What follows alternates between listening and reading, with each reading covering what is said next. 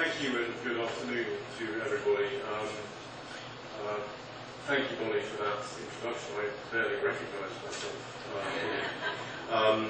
And thank you to the Goldsteins and also to Stephen Schrodinger and Judge Bonnie Rippinghill for their tremendous and very gracious support of this event and their gracious hosting of my wife Alison and I. Now, Bonnie talked a little bit about the history of why I come to be here.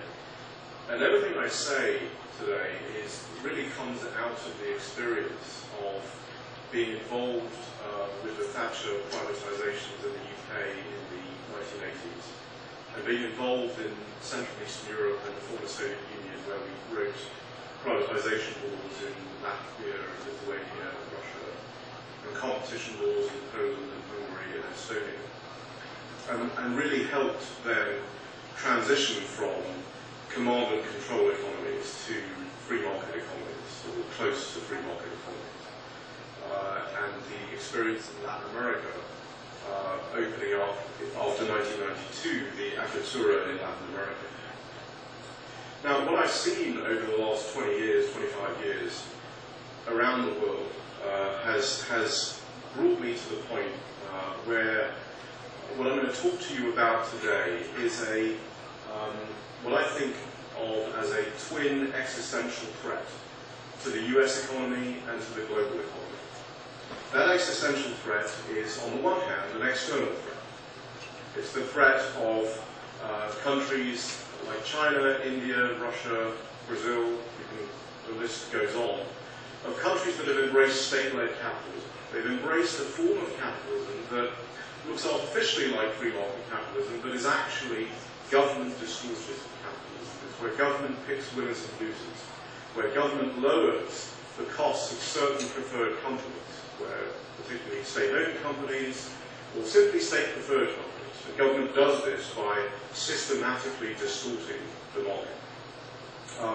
That is a tremendous threat to the US economy and to the global economy.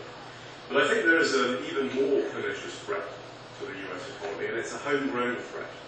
And it's not only a threat to the US economy, it's a threat to the global economy. And that threat is the erosion of support for the moral case, what I like to call the moral case, for free trade and free markets. The notion that it is free trade and free markets that has, over the last several decades, perhaps even centuries, lifted millions, maybe even billions of the world's poor out of poverty. An erosion in support for the very concept of free markets. And those two threats taken together threaten the global economy. They threaten the way of life, not only of all of us in the US and in Europe, but they threaten the way of life of people in poverty around the world. And I'll talk a little bit about exactly what those threats are. So, in order to combat both of these threats, it is necessary to be very clear about, and to express very clearly, how an economy grows. First, we've sort of distilled this down to three fundamental forces, and economic forces, the economic forces that lead to economic growth, are like the fundamental forces of nature. They're not mutable, they're not changeable, we can't bend them to our will. We can't change them because we feel like we want to achieve certain outcomes. And this is what countries do when they favour a state-owned company or a preferred national champion. This can't be done. The first law, and these are like laws of nature, is that wealth can be created or destroyed. The second law is that wealth is very easy to destroy and very difficult to create. And the third law is that in terms of economic forces, the impact of competition as an organising economic principle, free market competition is the most powerful economic force known to man. And when we allow our economies to be governed by competition on the merits, when we allow that process to occur, that is when the economy can grow, and that is where wealth can be created, and that is where the poor are lifted out of poverty. It is competition, it is the force of competition that lifts, that lowers price, that increases output, that enhances efficiency, that causes efficiency benefits. And what that does is it converts surpluses, it converts deadweight losses in the economy, into surpluses. It grows the economy. This is a world, this is a non-zero sum world where 2 plus 2 is either 5 or 3. It's never 4. It's somewhat counterintuitive to think that 2 plus 2 is never 4. But in this world, it's never 4. It depends what we do. If we comport our economy to those fundamental economic forces, then we live in a world where 2 plus 2 equals 5. If we damage the force of competition, if we distort markets, if we regulate in ways that damage competitive forces in the free market economy, then we're going to live in a world where 2 plus 2 equals 3. And there are a number of analogies that we might use. And before I just go and show you some of these analogies that we have used, I'd like to welcome Lieutenant Governor Kerry Healy and his son Alex. Thank you for coming down.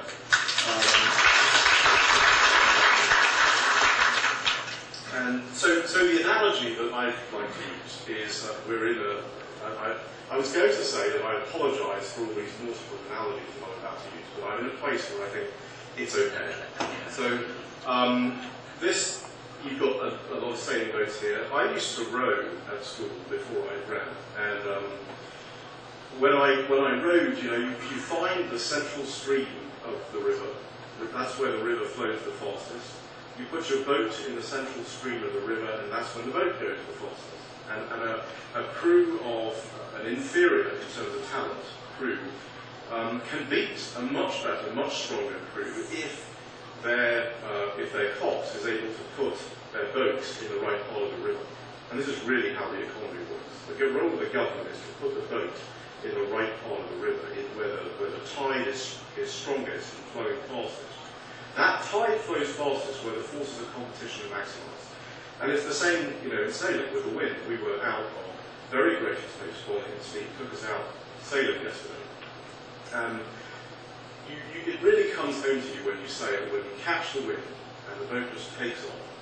That is how the economy can take off. If, again, you maximise the forces of competition and you don't distort the forces of competition.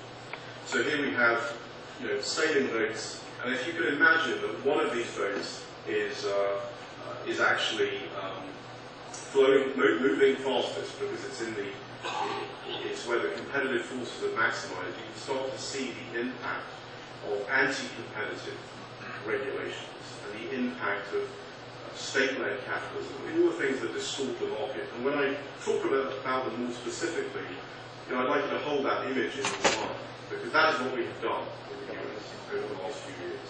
That is what we have done in Europe over the last few years. That is what the developing world is doing. They are moving the boat away from the central tide where it flows the fastest into the shallows, and that is why the US economy, the global economy, the European economy, that's why these economies are stagnating. So,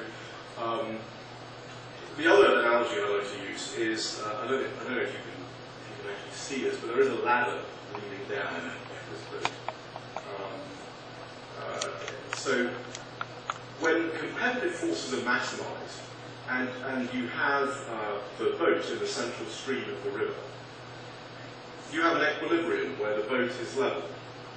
Every time you distort the market, every time you damage the forces of competition through regulation that artificially increases costs and so forth, you are tipping the boat. And when you tip the boat, you see this chap who's on the ladder. If you could imagine a whole range of people climbing up this ladder, if you're at the top of the ladder and you're doing relatively well economically, it's bad, you're inconvenienced, you go down. But if you are at the bottom of this ladder, you are literally plunged into poverty, and that is what has happened in the US, and that is what is happening around the world. That's why we have 50 million Americans on food stamps. It's happening, it's not a coincidence, it's It's happening because we have systematically distorted the free market economy. So what is government's role? How does government do this? How do we do this? How do we ensure that the boat is in the central stream where the river flows the fastest? Well, the government's role is limited to the protection of your property, the protection of your security, and a guarantee of your economic freedom. Now that is not, those are important things. We're not suggesting, no one is suggesting here that the government has no role, and if all we have to do is eliminate the government and everything will be fine. That's not the case. But the government has to limit its role to those three things. And when the government limits its role to these three things, then the economy is moved into the central stream and grows the fastest. And all these people who are at the bottom of the ladder are able to rise up through hope and opportunity and have their dreams realised. Where government doesn't do this, where it encroaches into other areas, where it picks winners and losers, where it imposes regulations that are distorted, what it is effectively doing is applying a regressive tax on poor people. And that regressive tax is captured in economic terms as a deadweight loss. So basically what that means is the deadweight loss is money that is just destroyed. So you can go out into the river here, into the sea here, and just burn dollar bills. That's basically what we're doing. You have actually in your handouts a paper, a study that I did for the Council on Foreign Relations, which evaluates the impact of all of these anti-competitive market distortions around the world. And we have calculated or estimated that the impact of these distortions is perhaps as much as 25% of global GDP. That's as much as $20 trillion lost each year. And when I say lost, I don't mean transferred from one group of people to another group of people. I actually mean destroyed and lost. It's about $20 trillion in the global economy, and it could be as much as 15% of the US economy. Although that figure may be, as I'll point out, may be increasing. So again, you lose this type of wealth from the global economy. What does that do? It's a regressive tax on poor people. A regressive tax on the poor, but it particularly affects the poor. It is like a $10,000, $20,000, $50,000 take out of your family budget.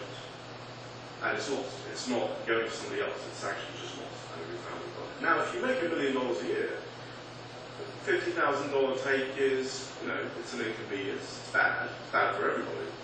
If you make $50,000 a year, such a take out of your budget is a catastrophe. And that is what we have done in the US over the last few years. That is what is happening in the global economy. So what are these anti-competitive distortions that we talk about? Let me give you some examples of distortions in the US that we have imposed on ourselves. And many of these distortions, these are things that sound good. But there is a single one of these things that I'm going to talk about that does not sound good or can't be sold to people as something that's a benefit. Buy America. Who could be against Buy America? Buy America sounds great. I mean, shouldn't we be buying American? Isn't that patriotic to buy American things? Buy America, as imposed by the current administration after the fiscal crisis, has created monopolies all over the supply chain. And by the way, they aren't just American companies. They're very frequently they're other companies, European companies and other companies, that happen to have a base in the US and produce in the US.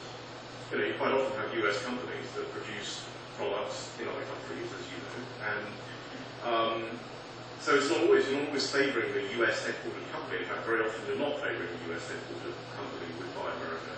But the more important point is that you are damaging how the free market should operate, how economic decision making should operate.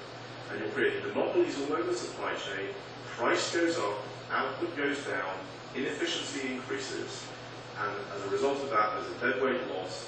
And again, regressive tax on poor people, but you damage everyone. You damage the whole cohort.